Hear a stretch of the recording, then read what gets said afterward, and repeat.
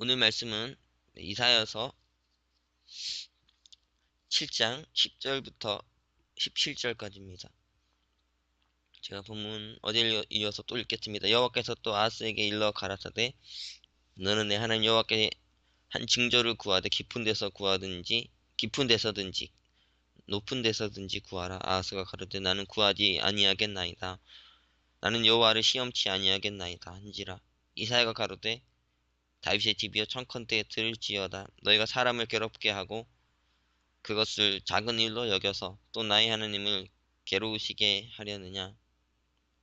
그러므로 주께서 친히 징조로 너희에게 주실 것이라. 보라, 처녀가 잉태하여 아들을 낳을 것이요 그 이름을 임마누엘이라 하리라. 그가 악을 버리며 선을 택할 줄 알 때에 미쳐 버터와 꿀을 먹을 것이라. 대저 이 아이가 악을 버리며 선을 택할 줄 알기 전에 너의 미워하는 두 왕의 땅이 패한 바 되리라.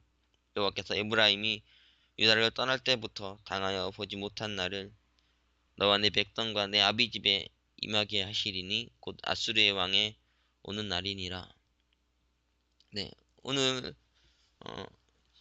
우리가 어제 이어서 아하스 왕에게 주어진 임마누엘의 예언에 대해서 오늘 또 하나 묵상하려 하는데요. 어제 우리가 보았지만 아하스 왕은 좀 악한 왕이었죠. 우상 숭배에 빠지고 또 나라를 전쟁에 휘말리게 한. 그래서 어, 아람과 이 북이스라엘로부터 침공을 받았어요. 아람의 침공을 받아서는 그 엘닷이라는 그 요단 동편의 땅을 빼앗겼죠. 그리고 많은 사람들이 다메섹에 끌려가고, 그리고 북이스라엘도 이 남유다를 침공해가지고 무려 12만 명이 하루 만에 죽었다고 돼 있어요. 전쟁을 하루 만에 했진 않았을 테니까 또 많이 죽었겠죠. 그러면. 그리고 포로로 무려 20만 명이 끌려가는 이 끔찍한 일이 일어났죠. 그런 이제 악한 아하스인데 하나님께서 그런데 어, 아하스에게 주시는 말씀이 무엇입니까? 내가 너를 구원하겠다는 거죠. 내가 너를 구원하겠고 내가 이 남유대를 구원하겠노라. 그러니까 내게 한 징조를 구하라 하십니다. 너가 이 징조를 보고서라도 나를 믿으라. 내가 너를 구원하겠다는 것, 내가 남유다를 구원하겠다는 것을 믿으라 하죠. 그런데 아하스는 뭐라고 했냐면 내가 구하지 않겠다고 합니다. 그 하나님 이 징조를 구하지 않겠다는 것, 그거는 뭐 어떤 뭐라고 해야 됩니까? 우리가 어, 예수님께서 요한복음 보면은 토마스가 나오죠. 도마가 나오는데 부활을 믿지 않으려 해야죠. 토마스가. 그러니까 예수님께서 네가 어, 보지 않은 건 못 믿겠느냐. 그러면서 네가 이 옆구리에 난 창에 손을 대봐라. 그러면은 내가 정말 죽었다 부활했다는 것을 알게 되리라. 네가 믿으리라. 그렇게 얘기하시죠. 한번 볼까요? 네, 요한복음 20장입니다. 20장 26절부터 여드레를 20장 26절부터 요한복음 여드레를 지나서 제자들이 다시 집 안에 있을 때 도마도 함께 있고 문들이 닫혔는데 예수께서 오사 가운데 서서 가라사대 너희에게 평강이 있을지어다 하시고 도마에게 이르시되 내 손가락을 이리 내밀어 내 손을 보고 내 손을 내밀어 내 옆구리에 넣어보라. 그리고 하고 믿음 없는 자가 되지 말고 믿는 자가 되라. 도마가 대답하여 가로되 나의 주심이 나의 하나님이시니이다. 예수께서 가르치되 너는 나를 본 거로 믿느냐? 보지 못하고 믿는 자들은 복되었도다 하시니라.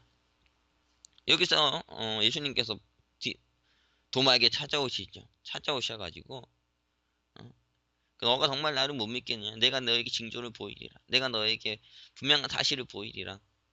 그러면서 이제 내 옆구리에 손을 넣어보라 하죠. 그리고 믿음 없는 자가 되지 말고 믿는 자가 되라고 하십니다. 그러면서 또 23절에 29절에서 이렇게 얘기하시죠. 너는 나를 본고로 믿느냐? 보지 못하고 믿는 자들은 복되도다. 대충 안 보고도 믿을 수 있으면 복이 있다는 거죠. 꼭 우리가 봐야 믿습니까? 아까 예를 들면은 저기 뭐 시카고 쪽에 가면은 나이아가라 폭포가 있다는 것 저는 한 번도 가보지 못했어요. 그래서 얘기만 들었지 거기 있다는 거 아직 가보지 못했거든요. 그래도 어, 그것은 사실이잖아요, 그쵸? 그리고 그런 얘기들이 들려오면은 그냥 그것을 믿어서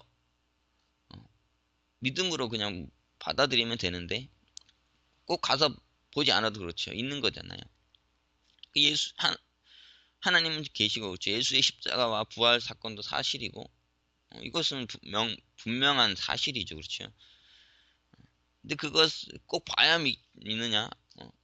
보지 못해도 사실은 사실인 거고요. 그 믿는 자는 복이 있다는 거예요. 또 본다고 믿는 것도 아니에요. 왜냐하면 당시에 뭐 예수님의 부활 사건을만 봐도 실제로 예수님께 부활하시니까 막 그 대제사장들이나 막 입단속 하잖아요. 거기 그때 예수님의 무덤을 지키던 군사들한테 입단속해가지고 이거 뭐 퍼뜨리지 말라 그러고 인간이 이렇게 악해요. 본다고 다 믿는 것도 아니고 체험했다고 다 믿는 것도 아니고요. 우리도 마찬가지 아니겠습니까? 또 본다고 믿는 것도 아니고 보지 않는다고 믿는 것도 아니고요. 믿음은 정말 하나님께서 우리 주시는 은혜와 같은 것인데 어쨌든 결론적으로 예수님께서 뭐라고 하나 어쨌든 이제 믿음 없는 자가 되지고 믿는 자가 되라는 거죠. 뭐 너가 징조를 구하든 징조를 구하지 않든 네가 이걸 구하든 이거를 안 구하든 그게 중요한 게 아니라 어떤 것을 통해서든 하나님은 우리가 믿음을 가지기를 원하신다는 거예요. 우리가 하나님을 믿고 하나님을 의지하고 그런데 아하스는 어떻습니까? 하나님께서 구하라고 징조라도 구해라. 근데 이거 정말 못 믿겠으면은 네가 정말 내가 이스라엘 남유다를 구원하겠다. 내가 너를 구원하겠다는 걸 믿지 못하겠다면은 징조라도 구하라. 우리가 이제 구약에서 이 징조를 구했던 대표적인 인물은 누구냐면 이제 여호수아서가 아닌 사사기에 기록된 누구죠? 기드온입니다. 기드온이 하나님께서 그를 이제 이스라엘을 구원할 그 사사로 부르시는데 기드온이 나는 어떻게 당신이 정말 우리를 이기게 할 줄을 알겠냐고 어떻게 이스라엘을 구원하시고 나를 통해 역사하신다는 것 이스라엘 구원을 하신다는 것을 내가 믿겠습니까? 내가 징조를 구하겠습니다. 막 그러잖아요. 그게 어디 있습니까?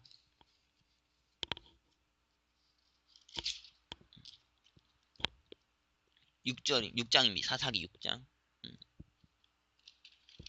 우리가 한번 가서 봅시다. 17절 이렇게 돼 있어요. 사사기 6장 17절. 기드온이 그에게 대답한 여기 앞에는 쭉 읽어보십시오. 다 읽으면 여러분이 너무 길어서 싫을 수도 있으니까 안 싫겠지만 너무 길어서 17절부터 기드온이 그에게 대답하되 내가 주께 은혜를 얻었사오면 나와 말씀하신 이가 주 되시는 표징을 내게 보이소서. 내가 예물을 가지고 다시 주께로 와서 그것을 주 앞에 드리기까지 이것을 떠나지 마시기를 원하나이다. 그가 가로되 내가 너를 돌아오기를 기다리리라. 여기 보면 이제 음, 표, 표징을 내게 보이라 이렇게 말하죠. 이게 기드온이 하나님을 시험하려고 하는 게 아니죠. 그 안에 믿음이 부족해요. 그 안에 확신이 부족하죠. 그래서 그 믿음을 도와달라고 표징을 구합니다. 하나님, 제가 믿사오나 제 믿음이 또 부족하니 제게 표징을 보이셔 제게 확신을 주옵소서. 그래서 그걸 구하니까 하나님께서 그 표징을 또 들어주세요. 그쵸? 쭉 읽어보시면은 계속해서 표징을 구하는 것들이 쭉 나옵니다. 여러 번에 걸쳐서 표징을 구하고 또 구하고 또 구하죠. 그걸 통해서 뭐하냐 믿음을 가지려고 그러는 확신을 가지려고 그리고 여러분이 잘 아는 대로 기드온은 미디안에 좀 수십만의 군대가 이렇게 쳐들어왔을 때 300용사로 그 싸움을 이겨낸 위대한 믿음의 사람이 됐지 않습니까? 믿음을 세워가지고 자기 백성을 구원하고 이스라엘 구원하는 위대한 구원의 능력을 드러냈어요. 그 안에 그 이 믿음의 표징을 통해서 그 안에 믿음이 회복됐고 그 안에 믿음의 확신이 있었기 때문에 하나님께서 자신을 부르셨다고 자신을 사용하신다는 확신이고 또 자신을 통해 이스라엘을 구원하신다는 확신이죠. 하나님께서 이스라엘을 구원하시고 이스라엘을 미디안의 손에서 물리치시겠다는 이 확신을 그가 강력하게 가지게 됐고 그것으로 그 믿음으로 위기의 승리를 역사를 체험한 거예요. 아하스도 그런 거죠. 아하스가 지금 어, 북이스라엘과 아람의 연합군이 남유다를 공격해서 이 나라가 위기가 오게 됐는데 백성들이 이제 사시나무 떨리고 삼림이 바람에 막 흔들리고 막 이렇게 후두두 떨리고 공포에 빠져서 고통을 당하고 있고 실제로 너무 많은 사람이 죽임 당했고요. 이런 하나님께 징조를 구하든 어떤 수를 써서든 그는 믿음이 회복돼야 되지 않습니까? 믿음이 하나님을 향한 믿음이 인간의 힘으로 이길 수 없는 거니까요. 아스가 뭐 무슨 인간의 힘이 있어서 이기겠냐는 거죠. 이미 벌써 져진 싸움인데 이미 막 엄청난 패배를 경험하고 자기의 힘과 능력으로 안 되는 거 알면은 하나님께 구해야 되는데 지금 22절에서 뭐라 하냐면 아하스가 가로되 나는 구하지 않겠나이다. 나는 여호와를 시험치 아니하겠나이다. 이게 멋있는 말 같지만은 정말 잘못된 거죠. 오히려 이 기드온 같이 아니면 저기 신약에 봤던 토마스 같이 도마처럼 여기 그거에 대해 나는 구하겠습니다. 나는 여호와를 시험하겠습니다. 여호와를 시험해서라도 제가 믿음을 가지겠습니다. 제가 확신을 가지기를 원합니다. 이것이 신앙적인 모습이죠. 그렇죠. 항상 시험해라는 게 아니에요. 항상 구하라는 게 아니지만 그러나 내 힘과 내 능력으로 어찌할 수 없을 때는 시험이라도 해야 되냐 아니 구해야 되는 거 아니겠습니까? 그래서라도 믿음을 가질 수 있다면 하나님은 그것을 기뻐하신다는 거예요. 이사야가 뭐라고 합니까? 그러니까 나는 구하지 않겠습니다. 시험하지 않겠다고 하니까 다윗의 집이여 청컨대 들을지어다.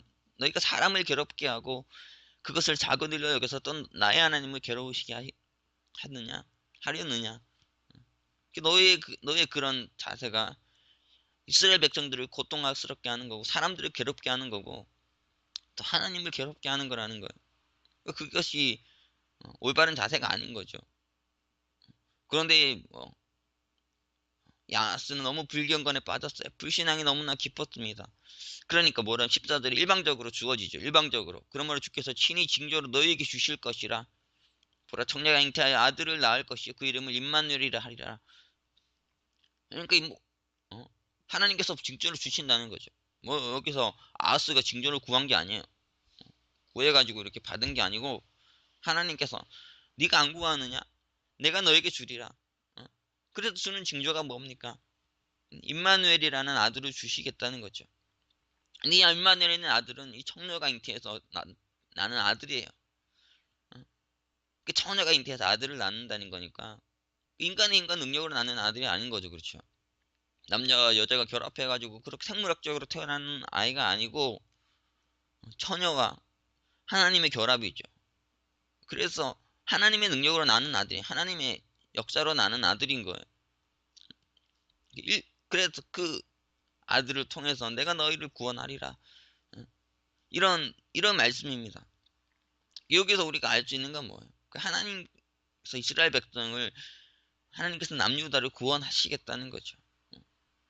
뭐 너희들이 잘나가지고 너희들이 능력이 있어서 너희들이 우러와서 너희들이 뭐 어떤 조건이 돼서 내가 너희를 구원하는 것이 아니고 내 일방적인 나의 일방적인 사랑으로 내 일방적인 자비로 긍휼로 능력으로 내가 너희를 구원하리라 이렇게 말씀하시는 거예요. 구원이라는 건 항상 이런 거죠. 그렇죠. 우리는 항상 그런 착각을 할 수 있습니다. 내가 어떤 자격이 되니까 내가 어느 정도 기준이 되니까 내가 어느 의로움이 있고 내가 어느 정도 공로가 있으니까 그러니까 하나님 나를 구원하실 거야. 내 인생이 잘 되게 하시고 내 사역이 잘 되게 하시고 내가 이렇게 한 게 잘 되게 하실 것이. 근데 성경적이지 않죠. 이게 착각이에요. 그렇지 않고 구원은 은혜죠. 그렇죠. 일방적인 하나님의 은혜입니다. 하나님께서 우리에게 주시는 거예요. 우리가 죄인이든 우리가 우인이든 우리가 잘났든 못났든, 우리가 구원받을 자격이 있든 없든, 우리가 의로움이 있든 없든, 어? 내가 구원을 간창하든 간창하지 않든요. 그것과 관계없이 하나님께서 일방적으로 주시는 은혜죠. 그렇죠. 선물인 거예요. 에베소서 한번 봅시다. 에베소서 2장입니다. 우리가 이 말씀을 항상 기억해야 돼요. 2장 8절입니다. 8절, 9절까지 읽어봅시다. 너희가 그 은혜를 인하여 믿음으로 말미암아 구원을 얻었나니 이것이 너희에게서 난 것이 아니요 하나님의 선물이라. 행위에게서 난 것이 아니니 이는 누구든지 자랑치 못하게 함이니라. 이 사도 바울의 말씀이 정말 중요하지 않습니까? 구원의 가장 중요한 본질을 우리에게 잘 알려주는 사도인데요. 구원을 우리의 의로, 우리의 행위로, 우리의 공로로 받는 게 아니라 하나님의 은총이라는 거예요. 하나님의 선물이라는 거죠. 너희가 그것을 믿음으로 말미암아, 그것을 받아들임으로 말미암아 너희가 구원을 얻었나니, 너희가 구원 얻을 수 있다. 이게 사도 바울이 그러니까 새롭게 구원에는 만들어낸 것이 아니라, 구약을 보면 또 인류의 역사를 쭉 훑어보면은 그것을 통해서 드러나는 분명한 사실인 거예요. 구원이라는 건 그런 거죠. 그러니까 참 구원에 대한 이해가 참 우리 신앙에서 중요하지 않습니까? 이것이 깊이 이해가 될 때 우리 신앙이 올바로 설 수 있고, 또 우리가 다, 다른 에게 이 하나님의 구원에 대해서 올바로 가르칠 수 있는 거예요. 구원은 하나님의 선물이죠. 그러니까 만약 여러분이 물에 빠졌다 생각해 보십시오. 물에 빠졌는데 거기에 물에 빠진 사람이 막 살려주세요, 살려주세요 막 그래요. 그리고 사람들이 안 살려주니까 막 자기 공로를 나열하는 거, 내가 이렇게 이런 의를 행했고 막 이렇게 살았고 이렇게 의롭게 살았고. 어? 하지만 물론 이제 그런 것도 뭐 구원의 접종이 될 수 있지만은 그것 때문에 구원받는 게 아니잖아요. 아무리 그가 그렇게 노력한다 하더라도 구원하는 것은 그 사람을 구원하는 것은 그를 구원하고자 하는 사람의 주체적인 결단이에요. 그가 결단하는 거죠. 이렇게 물 밖에 있는 사람이 물에 빠진 사람 물에 보고 아, 그를 불쌍히 여겼어. 그 영혼이 너무 생명이 너무 귀해가지고 자기의 어떤 수단을 이용해서 그를 구원하는 거죠. 그렇죠. 아무리 그 물에 빠진 사람이 말이죠. 잘났다 하든 뭐 그가 아무리 의를 내세운다 하더라도 밖에 있는 사람이 건져주지 않으면 그런 그냥 빠져 죽는 거예요. 그죠? 구원은 그러니까 구원 받을 사람의 어떤 기준에 있는 게 아니죠. 그 사람이 행한 어떤 것에 있는 게 아니라 구원하려고 하는 자의 마음에 있는 거예요. 이해가 되시죠? 그래서 그가 구원하기로 결정을 하고 결단을 내려서 건지는 거지. 그러니까 구원하려고 하는 사람의 하는 의지와 그 사랑과 자비에 기초하는 거지. 받아야 될 사람의 어떤 의와 행위에 기초하는 게 아니라는 거지. 구원이라는 게. 그가 아무리 그래도 구원하고자 하는 사람이 안 구원하면은 그냥 빠져 죽는 거예요. 그 물에 빠진 사람에게 던져진 구원의 밧줄은 은혜죠. 그렇죠. 이거는 뭐 선물처럼 주어지는 거예요. 물에 빠져 죽을 수밖에 없었는데 갑자기 밧줄이 휙 날아온 거죠. 근데 더 나가서 로마서 한번 보면은 로마서 3장입니다. 24절부터 이렇게 돼 있죠. 22절부터 한번 제가 읽겠 21절부터 한번 읽죠. 이제는 율법에 하나님의 한 의가 나타났으니 율법과 선지자들에게 증거를 받은 것이라. 곧 예수 그리스도를 믿음으로 말미암아 모든 믿는 자에게 미치는 하나님의 의니 차별이 없느니라. 모든 사람이 죄를 범하였으며 하나님의 영광에 이르지 못하더니 그리스도 예수 안에 있는 구속으로 말미암아 하나님의 은혜로 값없이 의롭다 하심을 얻은 자 되었느니라. 여기 이렇게 사도 바울이 자세하게 설명하지 않습니까? 구원은 선물인데요. 구원은 은혜예요. 그거는 내게 있는 어떤 것으로 얻는 것이 아니라 하나님의 은혜와 자비죠. 그렇죠? 하려고 하는 자 안에 있는 그 주체적인 결단으로 그 안에 있는 자비와 긍휼로 인해서 구원을 받게 되는 거예요. 그런데 여기서 또 중요한 건 뭐냐면 하나님께서 그 구원을 행하셨는데 하나님께서 직접 구원을 행하실 경우도 있지만 그 아들을 통해서 구원하는 거죠. 하나님의 아들을 통해 하나님의 사람을 통해서 그를 구원하는 거예요. 예수 그리스도를 통해서죠. 그리스도로 말미암아서 그리스도께서 구원의 밧줄을 던져주시는 거죠. 우리에게. 그런데 더 나아가서 사도 바울이 말하는 건 뭐냐면 25절입니다. 24절과 25절. 25절만 읽을게요. 이 예수를 하나님이 그 피로 인하여 믿으러 말면 화목제물로 세우셨으니 이는 하나님께서 길이 참으시는 중에 전에 지은 죄를 간과하심으로 자기의 의로움을 나타내려 하심이니 예수께서 피를 흘렸다는 거죠. 여기서 말하는 건 예수님의 구속으로 말미암아서 이렇게 표현합니다. 예수님께서 죽으심으로 그 피를 흘리심으로 우리를 구원했다는 거죠. 그러니까 밧줄만 집어 던질 수 있었는데 물에 빠진 자에게 그 몸을 직접 물에 던지셔서 우리를 살리시고 자기는 살아나지 못하고 물에 빠져 죽은 것과 같은 거예요. 예수께서 그렇게 자기를 희생하심으로 자기를 죽이심으로 자기를 희생하심으로 자기의 피를 흘리심으로 우리가 구원을 얻었다는 거죠. 그래서 성령이 가르쳐주는 구원이 이렇게 깊은 거예요.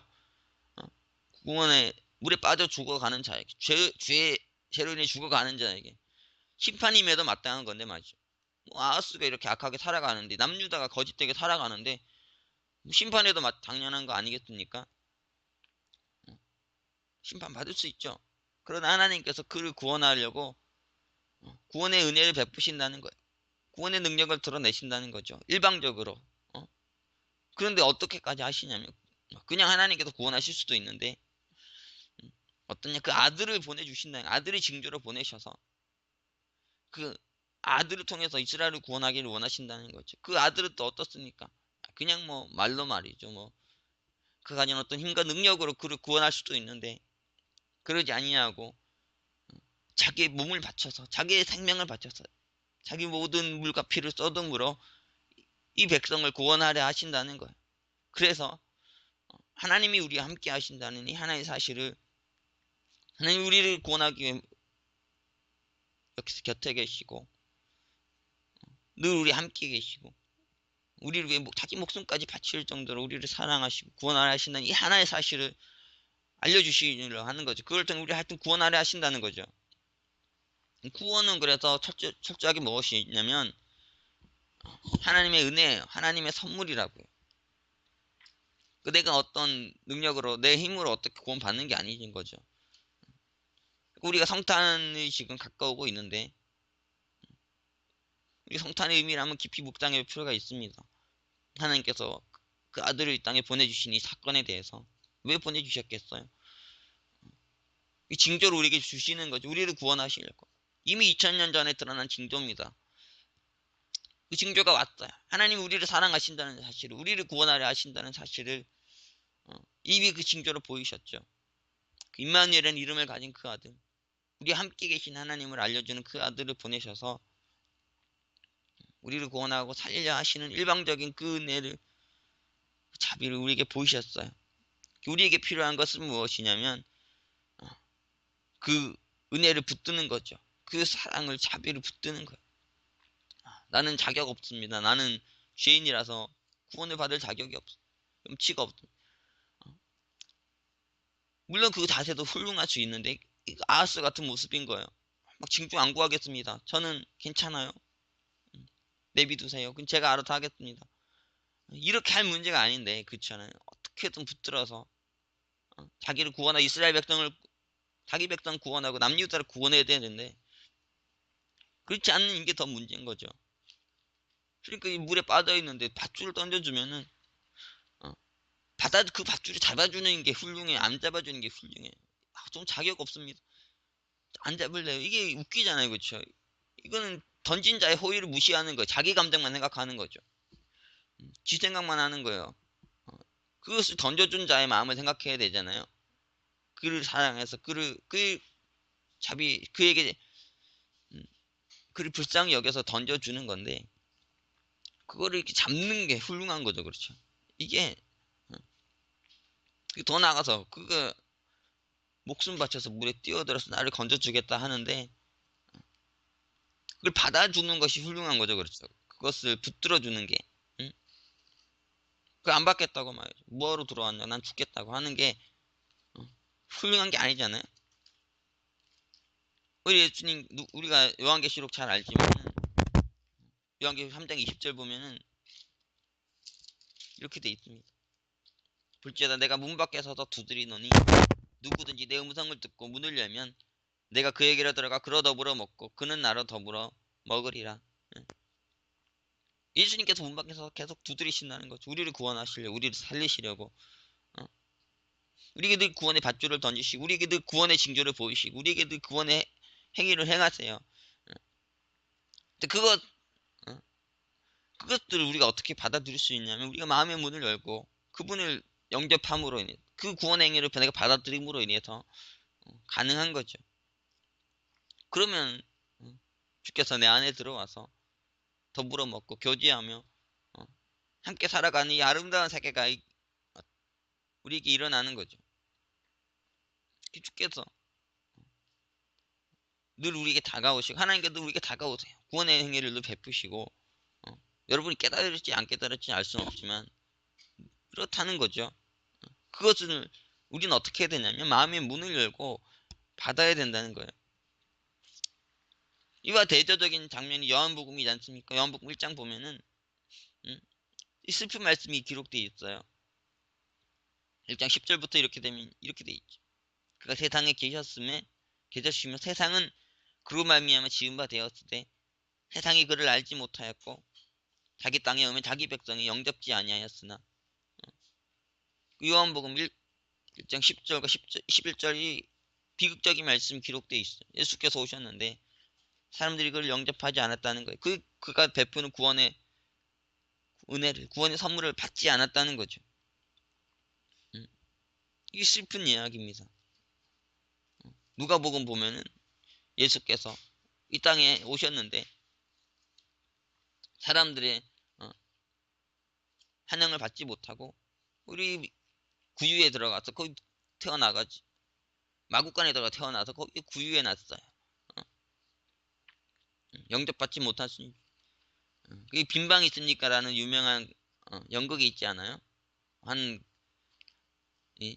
한이 좀 지능이 떨어지는 애가 그 연극에 하게 되는데 여관 주인을 맡았어. 이 여관의 집주인을 맡아가지고 뭐라고 해야 되냐, 예수님 태어나야 되는데 그 요셉과 마리아가 배가 아파가지고 오면은 예수님이 탄생해야 되는 상황에서 우리 방에 집이 없으니까 저기 마국간에 가서 거기서 태어나세요. 그 대사를 해야 되는데 이 사람이 너무 마음이 아파가지고 그렇게 대사를 못하는 거예요. 우리 집에 있으니까 들어오세요. 여기서 나으세요. 이제 다른 사람들이 너 그렇게 하면 안 된다고 그러는데도 계속 그럽니다. 인간이 어떻게 그렇게 할 수 있냐 거죠. 이 산모가 아이를 낳아야 되는데, 특히 예수님 낳는 상황인데 어떻게 그 마구간에 드릴 수 있느냐. 집에 당연히 드려야 되는 게 아니냐. 그래가지고 막 그 연극이 아주 유명한 연극이 됐잖아요. 예수님을 집안에 모셔드린. 근데 이 당시에 예수님께 오셨을 때 어떤 일이 일어났냐면 사람들이 그를 영접하지 않았다는 거죠. 사람들은 늘 이래요. 하나님께서 주시는 구원을, 선물을 받지 아니하고 자기의 힘과 자기의 능력으로, 자기의 의와 자기의 공로로 구원을 받으려 하죠. 구원은 그런 게 아니잖아요. 구원이라는 거는 자기 힘과 능력으로 받는 게 아닌 거죠. 하나님 선물인 거예요. 그 구원이란 말 자체가 내가 내 힘과 내 능력이 돼서 받는 게 아니라 다른 사람이 주는 것을 내가 받는 것, 받아들이는 것인데, 그 이해를 못하면은 좀 신앙이 어려워지죠. 그렇죠. 우리 인생도 어려워지는 거고요. 어쨌든 이 이스라엘 백성들이 이 아들을 받아들이지 않았는데, 하나님 주신 구원을 징조를 받아들이지 않았는데요. 12절 보면 이렇게 돼 있습니다. 요한복음 1장 12절. 영접하는 자 곧 그 이름을 믿는 자들에게는 하나님의 자녀가 되는 권세를 주셨으니 그러나 이를 영접하는 자는 하나님의 자녀가 되는 권세를 주셨다 했습니다. 우리도 이제 성탄절이 점점 가까우고 있는데요. 여러분이 주님 베푸시는 이 구원을, 은혜를, 선물을 받기에 합당치 않은 모습일 수 있죠. 야수처럼 거부할 수 있어요. 이 징조 거부하고 구원에 간청하는 걸 거부하고 저는 여호와를 시험치 않겠습니다. 나는 구하지 않겠습니다. 할 수 있죠. 그런 성탄의 의미는 뭡니까? 이미 주셨다는 거. 2000년 전에 너희가 구하든 구하지 않든 내가 주리라. 내가 베풀리라. 그래서 이미 2000년 전에 오신 거죠. 구원의 사건은 끝이 났어요. 성결됐고 중요한 건 뭐냐면 그걸 받아들이는 거죠. 하나님께서 늘 이렇게 예수께서 오셨다는 의미는 무엇이냐면 하나님은 반드시 우리를 구원하신다는 거예요. 늘 자비로 은혜로 긍휼로 우리에게 다가오시고 2000년뿐 아니라 지금도 마찬가지죠. 예수의 탄생의 사건을 통해서 분명하게 나타난 바 된 것. 하나님 우리가 구하든 구하지 않든 자격이 되든 되지 않든 일방적으로 징조 주시고 일방적으로 구원의 능력을 베푸시고 구원의 은혜를 베푸신다는 거예요. 남은 남겨진 건 무엇입니까? 우리가 그걸 믿음으로 받느냐예요. 네가 받겠느냐 받지 않겠느냐. 2000년 전에 이스라엘 백성들이 받았던 도전과 똑같은 거고 받겠느냐 받지 않겠느냐. 받는 자는 이것을 영접하는 자는 하나님의 아들이 되는 하나님 자녀가 되는 이 권세를 얻게 될 것입니다. 이 성탄절이 주님을 영접하는 주님을 받아들이는 그런 주님의 구원을 체험하는 그런 시간이 되시기를 기도하고요. 그래서 주님과 함께 먹고 마시며 교제하고 잔치를 벌이는 그런 시간이 되기를 기도합니다. 그리고 진정한 하나님의 자녀로 세워지는 그런 은혜가 저와 여러분에게 충만하기를 기도합니다. 예, 기도하겠습니다. 사랑의 주님, 오늘 우리가 주님의 귀한 말씀을 들었습니다. 아하스 왕이 이스라엘 백성이 자기 백성이 위기에 놓인 이 상황에서도 하나님께 기도하지 않았으나 하나님께 징조를 구하지 않았으나 일방적으로 징조를 주시고 그를 이스라엘을 남유다를 구원하시겠다 하셨습니다. 주님, 이렇게 주님의 구원은 늘 일방적이고 늘 은혜로 우리에게 다가오는 것을 고백합니다. 우리가 비록 자격이 없고 공로가 없으나 우리가 이것을 믿음으로 이 주님의 은혜와 사랑, 주님의 구원을 영접하고 받아들임으로 변화되게 하시고 구원을 얻게 하시고 하나님의 아들이 되는 은혜가 있게 해주시옵소서. 이미 2000년 전에 주께서 오셔서 이 징조는 우리에게 분명한 사실로 드러났습니다. 주님, 이 구원의 징조를 우리가 볼 수 있게 하여 주시고 이것을 받아들임으로 구원을 얻는 저희의 인생이 되게 하여 주시옵소서. 성탄이 가까우고 있사온데 이 성탄 진정으로 우리가 이 성탄절을 통해서 주님이 우리에게 베푸신 큰 은혜를 새롭게 덧입는 시간이 되게 하시고 놀라운 구원의 은혜와 능력으로 하나님께 눈물과 감격으로 나아갈 수 있는 저희가 될 수 있게 하여 주옵소서. 귀한 말씀 감사드리며 예수 그리스도 이름으로 기도합니다. 아멘.